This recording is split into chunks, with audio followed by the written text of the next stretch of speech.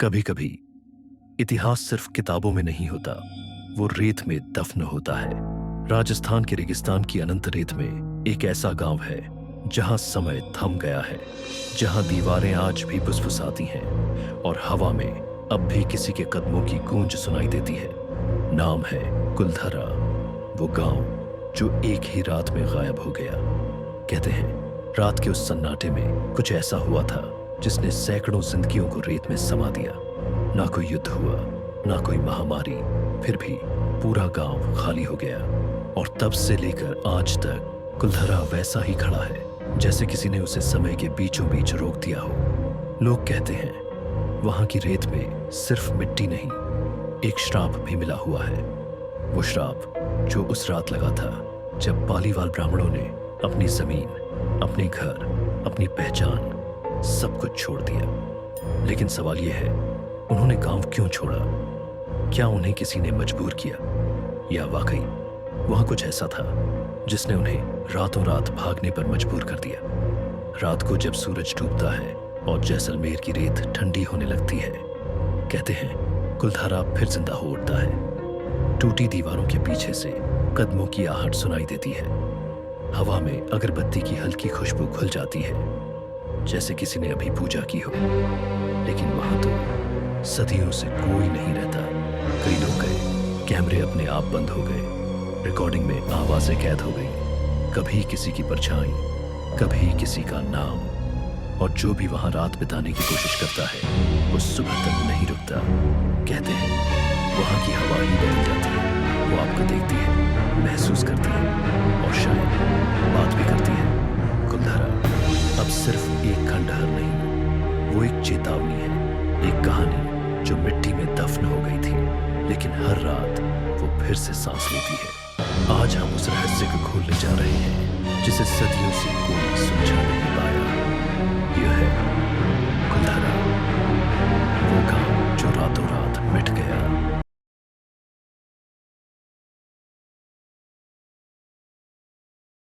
राजस्थान, जहां दिन में सूरज जलता है और रात में सन्नाटा।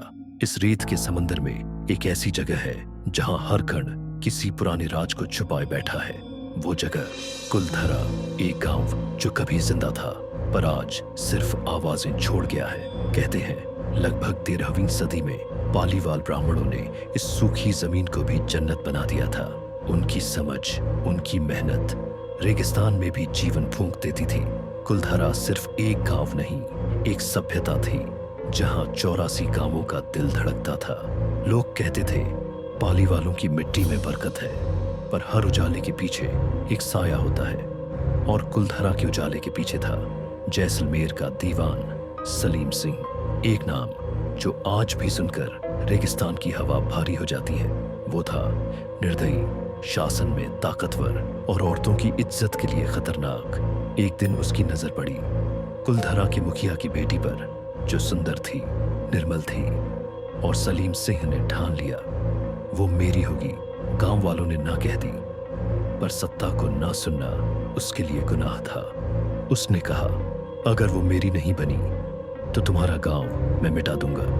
कुलधरा के लोग डर गए पर झुके नहीं, क्योंकि उनके लिए सम्मान जिंदगी से बड़ा था। उस रात गांव के चौक में बुजुर्गों ने सभा बुलाई। कहते हैं आसमान में पूर्णिमा थी पर हवा में एक बेचैनी थी। उन्होंने फैसला लिया, अगर जीकर शर्मिंदगी झेलनी है तो बेहतर है कि इतिहास में इज्जत के साथ दर्ज हो। और फिर उन्होंने वो किया जो किसी ने सोचा भी नहीं था। पूरा गांव एक साथ आधी रात को उठ खड़ा हुआ। किसी ने शोर नहीं मचाया, बस चुपचाप अपने दिए बुझाए और रेत के रास्तों में गायब हो गए।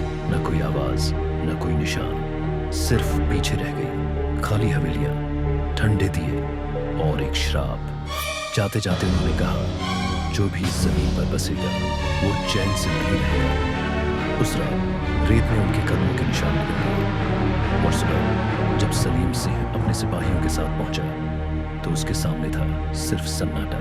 पूरा गांव रातों रात गायब हो गया था। तब से आज तक कुलधरा बस एक खंडहर है। कई लोगों ने वहां बसने की कोशिश की, कोई बीमार पड़ा, कोई पागल हो गया, और कुछ लोग तो कभी लौटे ही नहीं। रात में वहां से आती है कदमों की आवाजें, टूटी हवेलियों से फुसफुसाहटें और कभी कभी हवा में अगरबत्ती की खुशबू, जैसे कोई अब भी पूजा कर रहा हो। कहते हैं जब पूर्णिमा की रात होती है तो रेत हिलती है जैसे कोई लौट आया हो। कुलधरा की रूहें आज भी भटकती हैं अपने घरों, अपने मंदिरों, अपनी अधूरी दुआओं में। और जो वहां जाता है वो सिर्फ जगह नहीं देखता, वो एक जीवित श्राप को महसूस करता है। ये कहानी थी कुलधरा की, जहां लोग गए पर उनकी यादें आज भी सांस लेती हैं। कहते हैं कुलधरा अब वीरान है पर रूहें आज भी जिंदा हैं।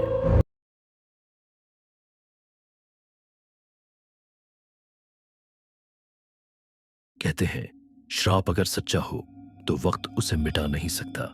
राजस्थान की इस तपती रेत में एक ऐसा श्राप है जो हर बार किसी नए इंसान को निगल जाता है।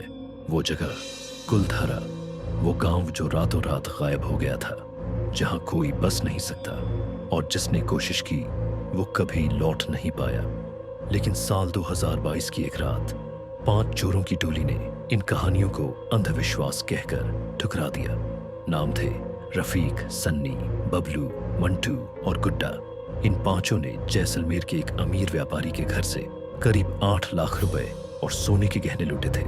पुलिस पीछा कर रही थी, सायरन बज रहे थे, रास्तों पर नाके लगे थे। रफीक ने बोला, चलो रेगिस्तान के रास्ते से निकलते हैं, कोई नहीं ढूंढ पाएगा।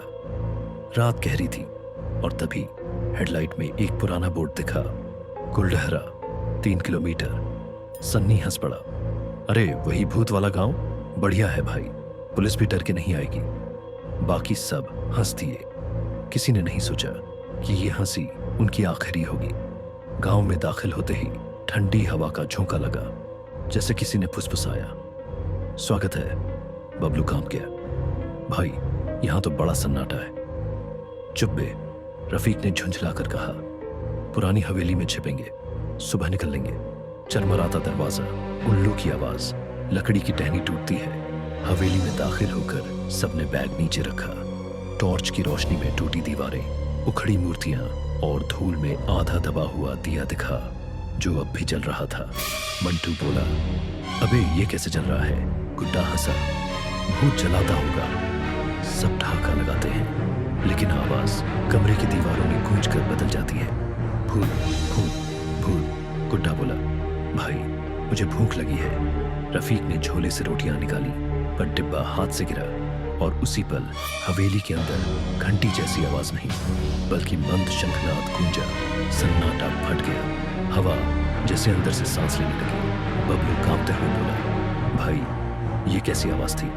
रफीक ने टॉर्च दीवारों पर फेंकी और देखा, दीवारों पर धीरे धीरे उभर रहे थे हजारों हथेलियों के निशान, सूखे, धूल से ढके, लेकिन हर एक हिल रही थी।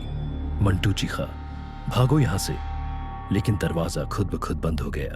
सन्नी ने डर के मारे गोली चलाई, पर गूंज हवेली में ही लौट आई, जैसे किसी ने हंसते हुए निगल ली हो। अब हवेली के अंदर रेत बहने लगी, जमीन पर नहीं, दीवारों से।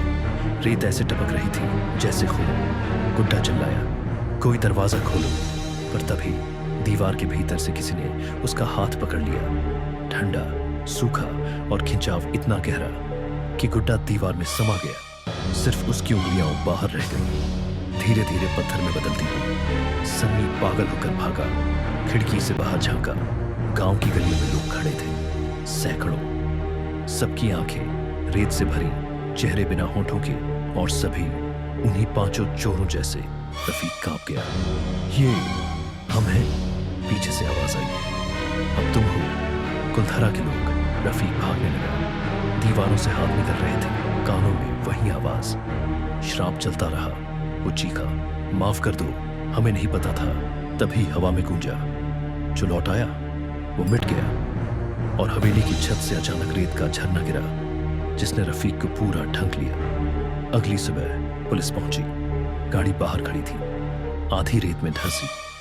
दरवाजा टूटा हुआ, अंदर न लाशें थी न रेत, बस हवेली की दीवारों पर 5 ताजे हथेलियों के निशान, जिनसे अब भी रेत चल रही थी। गार्ड ने धीरे से कहा, साहब हर बरस एक नया चेहरा जुड़ता है। कुलधरा में जगह हमेशा रहती है।